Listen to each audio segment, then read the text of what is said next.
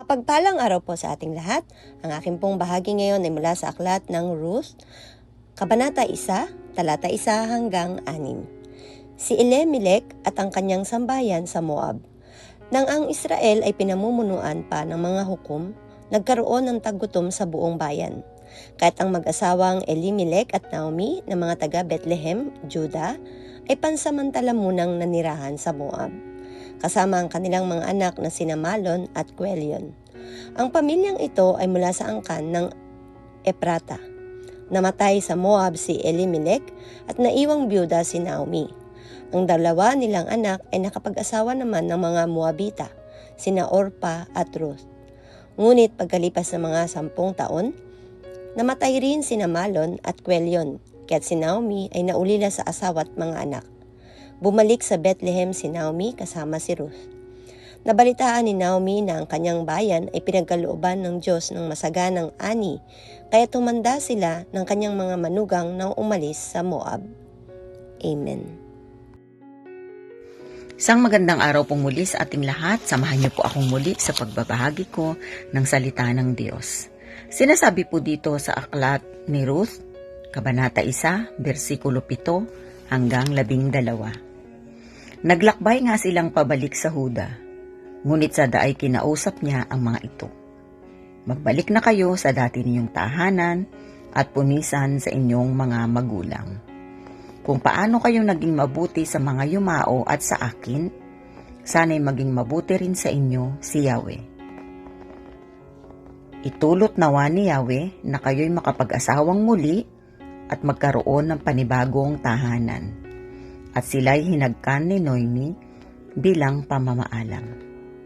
Ngunit napaiyak ang mga manugang at sinabi sa matanda, "Hindi namin kayo iiwan. Sasama kami sa inyo. Mga anak, huwag na kayong sumama sa akin. Bumalik na kayo sa inyong mga magulang." Tugon ni Noemi, "Hindi na ako magkakaanak pa upang inyong mapangasawa. Umuwi na kayo. Matanda na ako para mag-asawa uli. Kahit na umaasa akong makapag-aasawa uli, o kahit pa ngayong gabi ako mag-asawa at magkaanak." Ito po ang mga salita ng Diyos. Amen. Ang aklat ng Ruth, Kabanata 1, versikulo 13 hanggang 17, at ang sabi, "Hihintayin niyo ba silang lumaki? Hindi ba kayo mag-aasawa alang-alang sa kanila? Hindi maaari, mga anak. Ang totoo, mas mapait ang sinapit ko kaysa sa inyo dahil pinahirapan ako ng Panginoon." At umiyak na naman sila ng malakas. Pagkatapos, hinalikan ni Orpa ang biyenan niya at umuwi. Pero si Ruth naman ay nagpaiwang kasama ni Naomi. Sinabi ni Naomi, "Bumalik ang bilas mo sa mga kababayan niya at sa kanyang Diyos, kaya sumama ka na rin sa kanya." Pero sumagot si Ruth, "Huwag po ninyo akong piliting iwan kayo. Dahil kung saan kayo pupunta, doon din ako pupunta. At kung saan kayo tumira, doon din po ako titira. Ang mga kababayan nyo ay magiging kababayan ko rin, at ang Diyos ninyo ay magiging Diyos ko rin. Kung saan kayo mamamatay, doon din po ako mamamatay at ililibing. Parusahan nawa ako ng Panginoon ng mabigat kapag umiwalay ako sa inyo.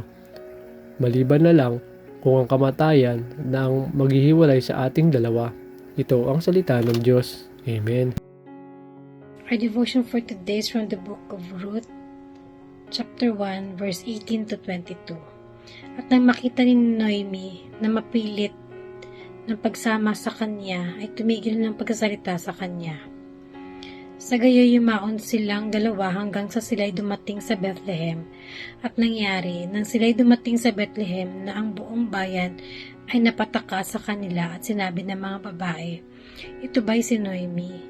At sinabi niya sa kanila, "Huwag na ninyo akong tawaging Noemi, tawagin ninyo akong Mara, sapagkat ginawan ako ng kapait-paitan ng makapangyarihan sa lahat. Ako'y malis na puno at ako'y inuuwi ng Panginoon na walang dala. Bakit ninyo ako tinatawag na Noemi? Yamang ang Panginoon ay nagpatotoo laban sa akin at dinalamhati ako ng makapangyarihan sa lahat."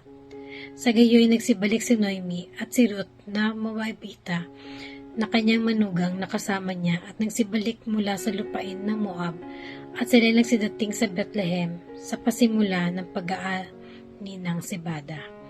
This is the word of God.